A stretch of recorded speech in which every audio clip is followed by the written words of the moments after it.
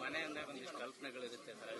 ಹೆಂಗಿತ್ತು ಮೇಡಮ್ ನಿಮ್ಗೊಂದು ಕನಸಿನ ಮನೆ ಅಂತಂದ್ರೆ ಹೆಂಗಿರ್ಬೇಕು, ಕನಸಿನ ಪ್ಲಾನ್ಸ್ ಅಂದ್ರೆ ಹೆಂಗಿತ್ತು ಮ್ಯಾಮ್ ಅವಾಗ? ನಾನು ಯಾವಾಗ್ಲೂ ಒಂದು ತೊಟ್ಟಿ ಮನೆ ಮಾಡ್ಬೇಕಂತ ನಂಗೆ ತುಂಬಾ ಆಸೆ ಇತ್ತು. ಇನ್ನೂ ಆ ಆಸೆ ಇನ್ನೂ ನಿರ್ವಹಿಸಿಲ್ಲ. ನಾನು ನಿರ್ವಹಿಸಬೇಕು, ನೋಡೋಣ. ಮ್ಯಾಮ್ ಇದೆಲ್ಲರ ಜೊತೆಗೆ ಒಂದು ವಿಚಾರದ ಬಗ್ಗೆ ಮಾತಾಡಿದ್ರಿ ಮೇಡಮ್.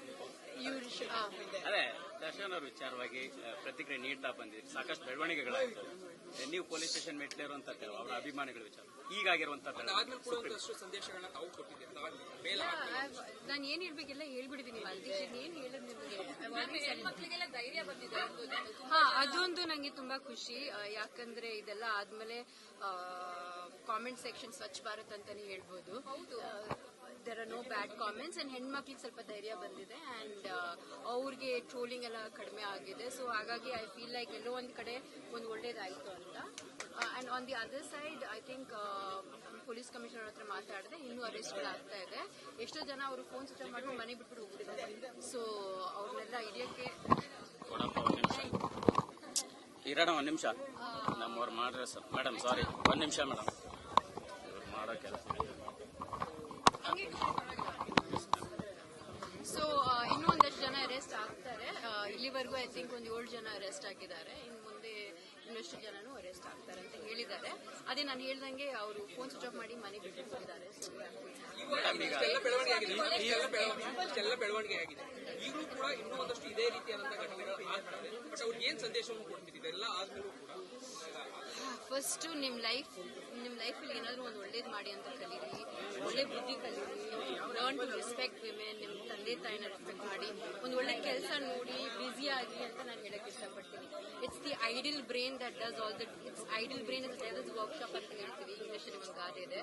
ಹಾಗೆ ನಾವು ಸುಮ್ಮನೆ ಮನೇಲಿ ಕೂತಿರುವಾಗ ಅಥವಾ ಏನು ಕೆಲಸ ಇಲ್ಲ ಇರುವಾಗ ವಿ ಸ್ಟಾರ್ಟ್ ಆಗಿಂದ ಆಗ್ತಾ ಇದೆ. ಓಕೆ, ಈಗ ತೀರ್ಪು ಬಂದಾಗ ಅನ್ನೋದು ನಿಮ್ಮ ಆಸೆ ಆಗಿತ್ತು. ತೀರ್ಪು ಬಂದಾಗ ಬೆಳವಣಿಗೆ ನೋಡಿ ಆ ಕುಟುಂಬದವರು ಅವರು ಖಂಡಿತವಾಗ್ಲೂ ರೇಣುಕಾ ಸ್ವಾಮಿ ಅವ್ರ ಕುಟುಂಬಕ್ಕೆ ಎಸ್ಪೆಷಲಿ ಅವರ ಹೆಂಡತಿ ಮತ್ತೆ ಈಗ ಒಂದಷ್ಟು ತಿಂಗಳು ಹಿಂದೆ ಒಂದು ಮಗು ಕೂಡ ಆಗಿದೆ. ಸೊ ಅವರಿಗೆ ನ್ಯಾಯ ಸಿಕ್ಕಿದೆ ಅಂತ ನಾನು ಅನ್ಕೋತೀನಿ. ನೋಡೋಣ ಮೇಡಮ್. ನಿನ್ನೆ ಒಂದು ನಿಮ್ಮ ಆಡಿಯೋ ಅನ್ನುವಂಥದ್ದು ಅದು ಏನ್ ಕ್ಲಾರಿಟಿ ಆಕ್ಚುಲಿ ಯಾವಾಗಿಂದು ಅಂದ್ರೆ ಈಗ ಅವತ್ತು ದರ್ಶನ್ ಅವರ ವಿಚಾರವಾಗಿ ಮಾತಾಡ್ತೀನಿ, ಸ್ನೇಹದ ವಿಚಾರವಾಗಿ ಮಾತಾಡಿದ್ವಿ.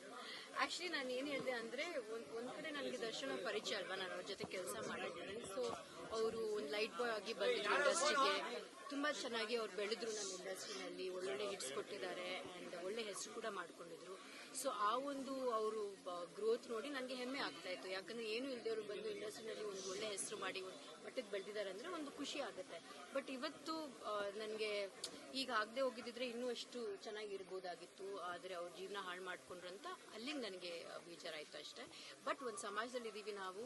ಕಾನೂನು ಅಂದ್ರೆ ನಾವು ರೆಸ್ಪೆಕ್ಟ್ ಕೊಡಬೇಕು ಅಂಡ್ ಕಾನೂನು ಪ್ರಕಾರ ನಡ್ಕೊಂಡ್ರೆ ನಾವು ಸಮಾಜದಲ್ಲಿ ಒಂದು ಒಳ್ಳೆ ದಾರಿನ ನಮ್ಗೆ ಎಲ್ಲರೂ ಹೋಗ್ಬೋದು. ಸೊ ಹಾಗಾಗಿ I am very happy with the judgement and I thank the Supreme Court for giving this judgement. ಮತ್ತೆ ಇಂಡಸ್ಟ್ರಿ ಒಂದು ದೊಡ್ಡ ಲಾಸು, ಫಿಲಂಗಳು ಚರ್ಚೆಗಳು ಇವಾಗ ಸೂ ಫ್ರಮ್ ಸೋ ಆಯ್ತಲ್ಲ. ಇವಾಗ you don't sue from so ಇಂದ ಏನ್ ಕಲ್ತಿದೀವಿ ನಾವು? ದೊಡ್ಡ ಹೀರೋ, ದೊಡ್ಡ ಬಜೆಟ್ ಏನ್ ಬೇಕಾಗಲ್ಲ. ಕತೆ ಚೆನ್ನಾಗಿದ್ರೆ ಫ್ಯಾಮಿಲಿ ಆಡಿಯನ್ಸ್ ಬಂದು ನೋಡಿದ್ರೆ ಸಿನಿಮಾ ಹಿಟ್ ಆಗುತ್ತೆ. That's what I think. ಇದನ್ನ ತುಂಬಾ ಸಾರಿ ಹೇಳ್ತೀವಲ್ಲ ಮೇಡಮ್, ಸ್ಟಾರ್ಗಳ ಸಿನಿಮಾಗಳು ಬಂದ್ರೆ ಮಾತ್ರ ಜನ ಥಿಯೇಟರ್ಗೆ ಬರುವಂತದ್ದು. ಅದನ್ನ ನೀವು ಹೇಗೆ ಬಿಲೀವ್ ಮಾಡ್ತೀರಾ ಅಲ್ವಾ? ಬಿಕಾಸ್ ಸೂ ಫ್ರಮ್ ಸೋ ನೋಡಿ, ಅದ್ರಲ್ಲಿ ಎಲ್ಲ ಹೊಸಬ್ರು. JP ತುಮನ ನಮ್ಮ ಸಿನಿಮಾದಲ್ಲೂ ಮಾಡಿದ್ದಾರೆ ಅಂಡ್ ರಾಜ್ವಿ ಶೆಟ್ಟಿ ಅವರು ಪ್ರೊಡ್ಯೂಸ್ ಮಾಡಿದಾರಲ್ಲ, 3 ಜನ ಪ್ರೊಡ್ಯೂಸ್ ಮಾಡಿದ್ದಾರೆ.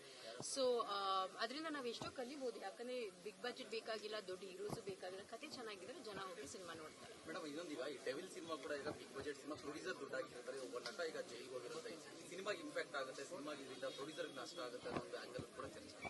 ಇದ್ರ ಬಗ್ಗೆ ಏನು? ಅದು ಸರ್ಕಮ್ಸ್ಟಾನ್ಷಿಯಲ್ ಅಲ್ವಪ್ಪ, ಅದ್ರ ಬಗ್ಗೆ ನಾನು ಏನ್ ಹೇಳಕ್ಕಾಗುತ್ತೆ. ಅದಾಗಿರೋದಾಗಿದೆ ಅಂಡ್ ಸುಪ್ರೀಂ ಕೋರ್ಟ್ ಜಡ್ಜ್ಮೆಂಟ್ ಕೊಡ್ಲೇಬೇಕು. ಸಿನಿಮಾನೇ ಮುಖ್ಯ ಅಂತ ಅಲ್ಲ, ಸಮಾಜದ ಬಗ್ಗೆ ನಾವು ಯೋಚನೆ ಮಾಡಬೇಕು. ಮೇಡಮ್, ಒಂದು ಸೋಷಿಯಲ್ ಮೀಡಿಯಾದ ಅತಿರೇಕದ ಬಗ್ಗೆ ನೀವು ಕಂಪ್ಲೇಂಟ್ ಕೊಟ್ಟಿದೆ. ಇವತ್ತು ದರ್ಶನ್ ಅವರ ಸೋಷಿಯಲ್ ಮೀಡಿಯಾ ಅಂದ್ರೆ ಅಭಿಮಾನಿಗಳಿಗೆ ಸೋಷಿಯಲ್ ಮೀಡಿಯಾ ಅನ್ನೋದು ಎಷ್ಟು ಇಂಪಾರ್ಟೆಂಟ್ ಆಗುತ್ತೆ ಅನ್ನೋದು ಕನೆಕ್ಟ್ ಆಗಕ್ಕೆ ವಿಜಯಲಕ್ಷ್ಮಿ ಅವರು ಅವರ ಸೋಷಿಯಲ್ ಮೀಡಿಯಾನ ಹ್ಯಾಂಡಲ್ ಮಾಡ್ತೀನಿ, ನಿಮ್ ಥ್ರೂ ಕನೆಕ್ಟ್ ಆಗ್ತೀನಿ ಅಂತ ಅಭಿಮಾನಿಗಳು ಹೇಳ್ತಾ ಇದ್ದಾರೆ. ಇದನ್ನ ನೀವು ಹೆಂಗ್ ತಗೊಳ್ತೀರಿ ಅಂತ? ದರ್ಶನ್ ಅವರ ಸೋಷಿಯಲ್ ಮೀಡಿಯಾನ ವಿಜಯಲಕ್ಷ್ಮಿ ಅವರು ಕನೆಕ್ಟ್ ಆಗಿ ಅವ್ರು ಹ್ಯಾಂಡಲ್ ಮಾಡ್ತಾ ಅಭಿಮಾನಿಗಳಿಗೆ ನಾನು ಕನೆಕ್ಟ್ ಆಗ್ತೀನಿ ಅನ್ನುವಂತ ಒಂದು ಬೇರೆ ತರದ ಬೆಳವಣಿಗೆ. ಅರ್ಥ ಆಗ್ಲಿಲ್ಲ ನನಗೆ. ಮ್ಯಾಮ್ ವಿಜಯಲಕ್ಷ್ಮಿ ಅವರು ಇನ್ ಮುಂದೆ ದರ್ಶನ್ ಅವರ ಸೋಷಿಯಲ್ Social ಮೀಡಿಯಾವನ್ನ ಹ್ಯಾಂಡಲ್ ಮಾಡ್ತೀನಿ ಅಂತ ಹೇಳಿ ಅಭಿಮಾನಿಗಳಿಗೆ ಸಂದೇಶ ಸಾರ್ತಾರೆ. ಅದ್ರ ಬಗ್ಗೆ ನಿಮ್ಗೆ ಏನ್ ಅನ್ಸುತ್ತೆ? That's good. ಅವರು ಒಂದು ಹೆಣ್ಣಲ್ವಾ, ಸೊ ಅವ್ರಿಗೆ ಅರ್ಥ ಆಗತ್ತೆ ಈ ಥರದಿಂದ ಏನೇನಾಗತ್ತೆ ಅಂತ. ಆತರ ಮಾಡಬಾರ್ದು ಅಂತ ಐ ಹೋಪ್ ದಟ್ ವಿಜಯಲಕ್ಷ್ಮಿ ಅವರು ದರ್ಶನ್ ಫ್ಯಾನ್ಸ್ ಅವ್ರು ಏನ ಒಳ್ಳೆ ರೀತಿಯಲ್ಲಿ ಒಳ್ಳೆ ದಾರಿನಲ್ಲಿ ಕರ್ಕೊಂಡು ಹೋಗಿ ಅಂತ ನಾನು I be very happy which is going to be doing. ಅಂದ್ರೆ ಇದೊಂದು ಪ್ರಶ್ನೆ ಅನ್ಸುತ್ತೆ ಮೇಡಮ್, ಅಭಿಮಾನಿಗಳಿಗೆ ಒಂದು ಮಹಿಳೆಯರಿಗೆ ಆಗ್ತಾ ಇರುವಂತಹ ಸಮಸ್ಯೆಗಳನ್ನ ಅವ್ರು ಹೇಳುವಂತ ಬಗೆಹರಿಸಿದ್ರೆ ಒಳ್ಳೇದಲ್ವಾ? ಐ ಥಿಂಕ್ ವಿಜಯಲಕ್ಷ್ಮಿ ಅದನ್ನ ನೋಡ್ಕೊಂಡ್ರೆ I think it's a good thing. I hope she does it. Okay, thank you.